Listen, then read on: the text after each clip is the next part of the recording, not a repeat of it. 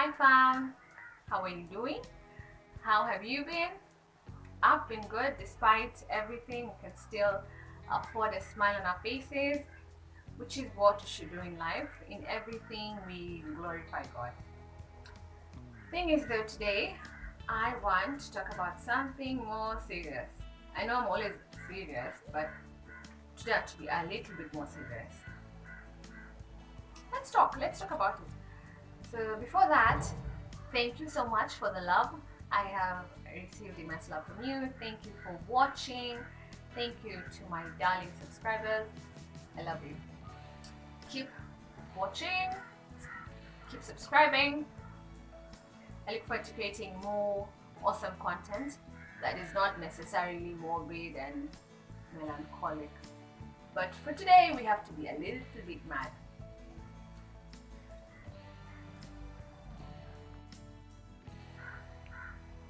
Today, I want to talk about sexual harassment. Most of us, if not all, have undergone some form of sexual harassment.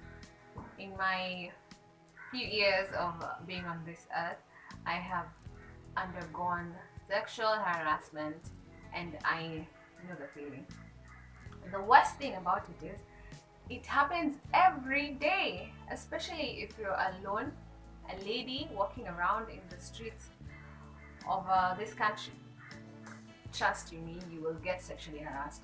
That's why I always tell my husband, take me everywhere, like even to the market.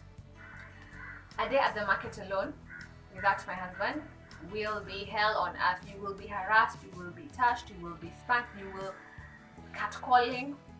I don't even mind the catcalling, sticks and stones, eh? But names, we don't care about names, right? But the thing is, it almost always gets physical. Someone grabs you, pushes you to buy something, someone touches you inappropriately. It's a lot.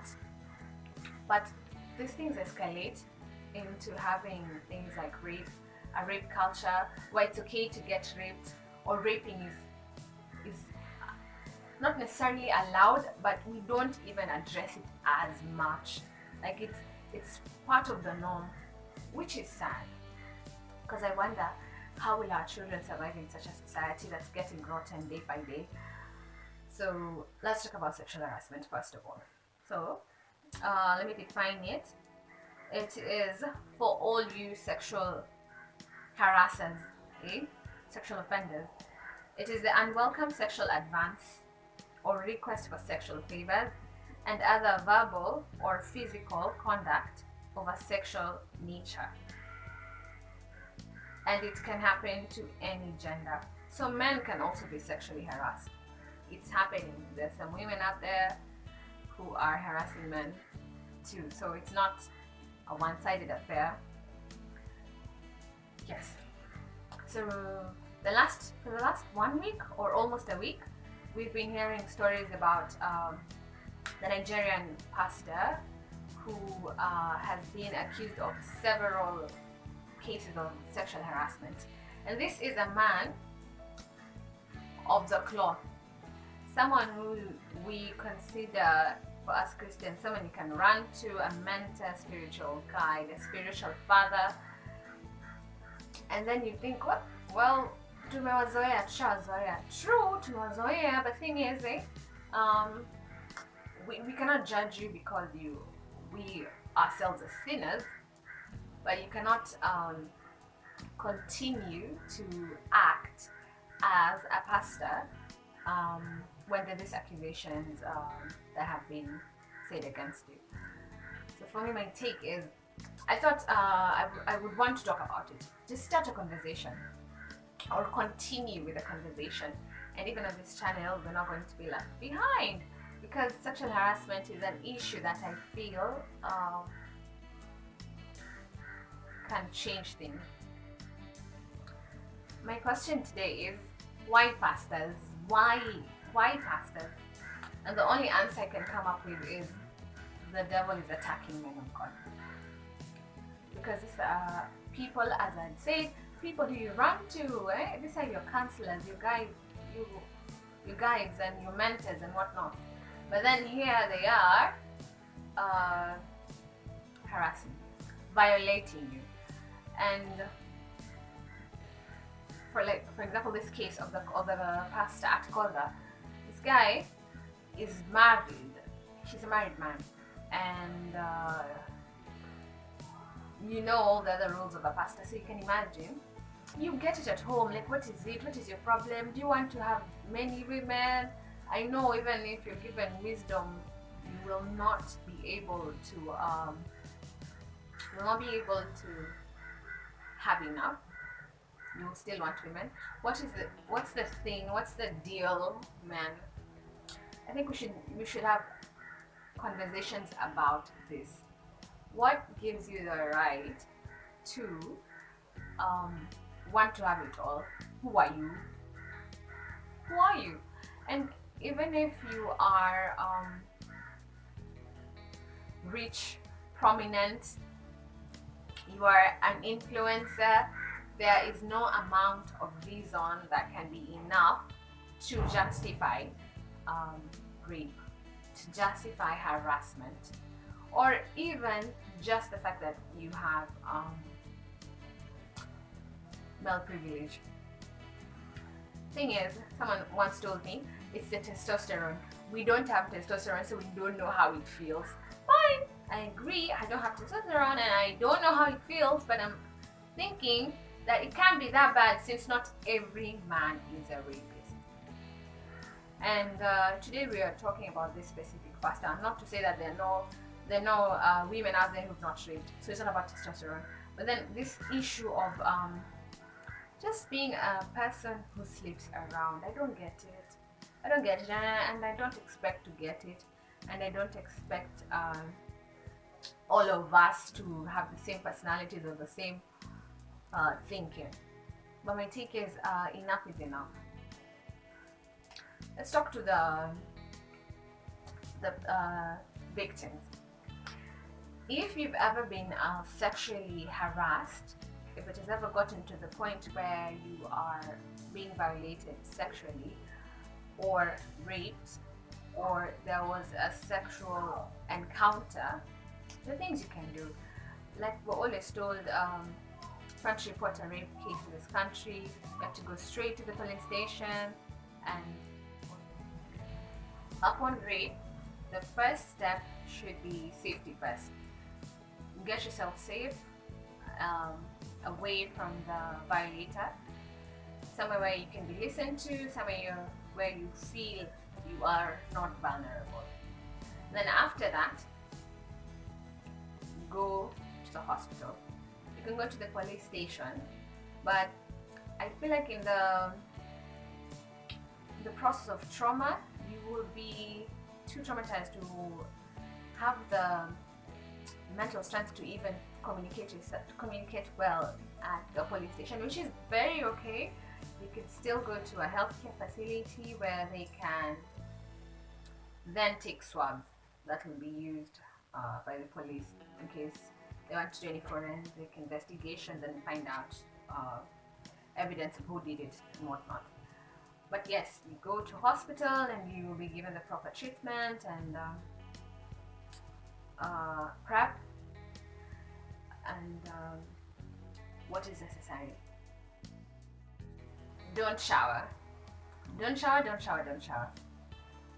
That's one of the things somebody would rush to do, right? But don't shower. I feel like everyone has a role to play in reducing the number of sexual harassment that goes on in our society. For example, parents, your role as the guardian is to be there for the child, and at least until when they're able to be at that age where they can communicate and be like, someone touched me here the wrong way. And you know what, sometimes you're even old enough to communicate and you just don't, because the relationship between you and your parent has some issue. So being a parent is a calling, eh? You're in charge of protecting this baby, so let's play our roles well. For example, this story ya kuosha kanisa. What is kuosha kanisa?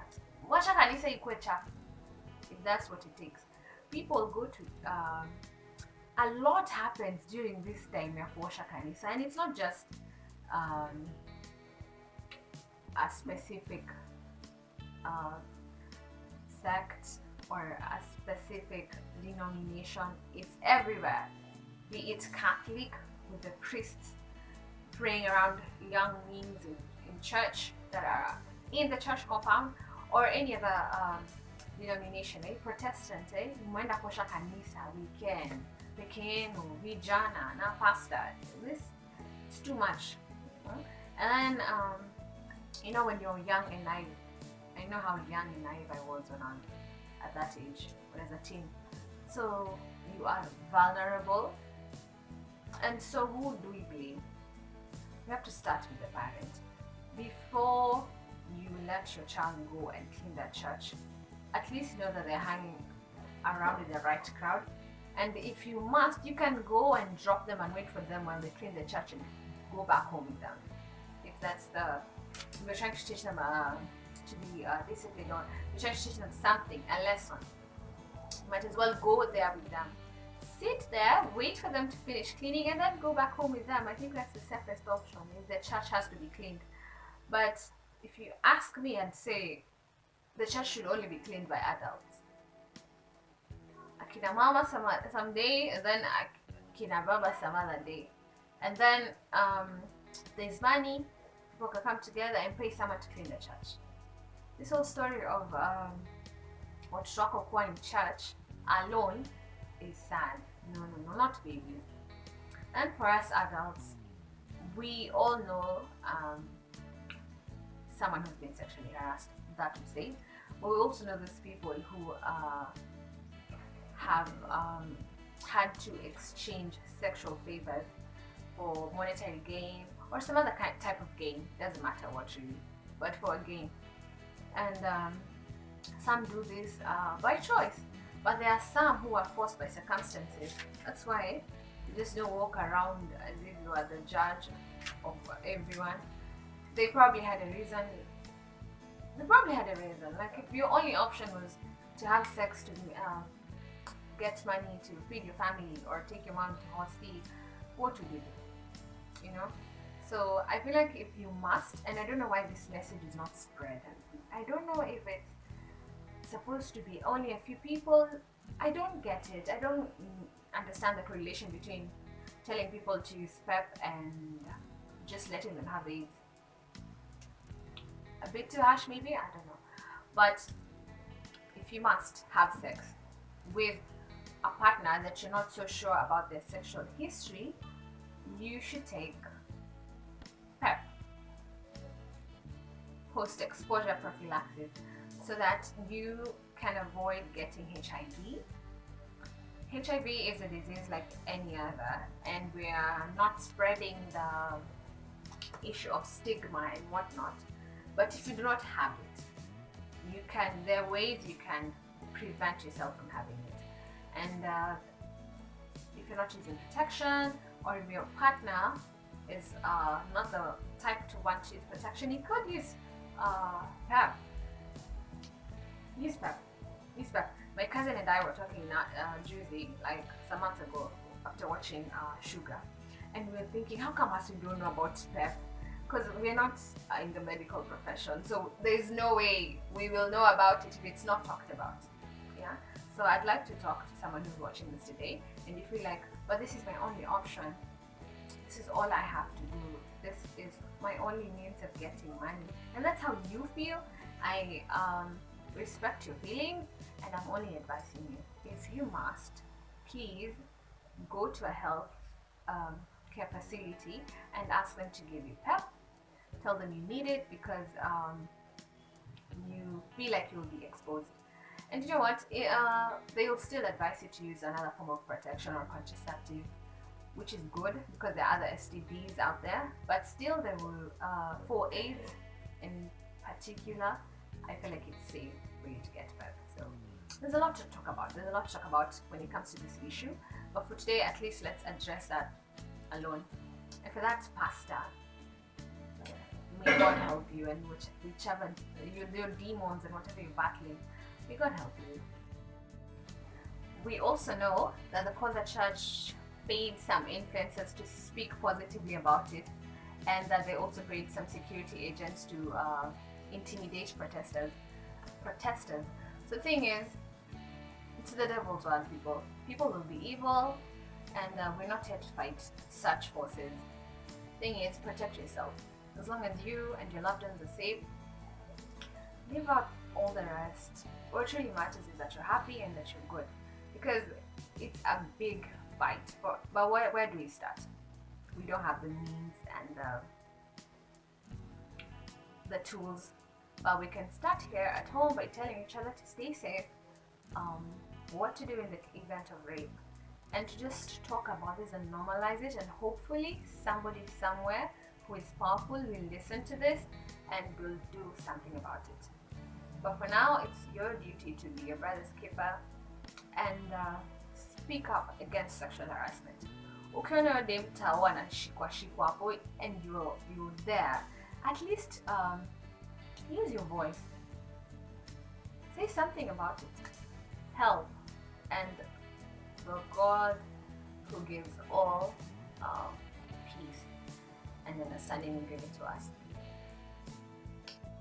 So fam, like, comment, and subscribe. Thank you so much for watching.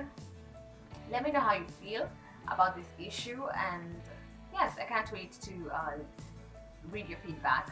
Also, don't mind the hair. This is what I wear on a regular. This is me. Yes. So, love and light.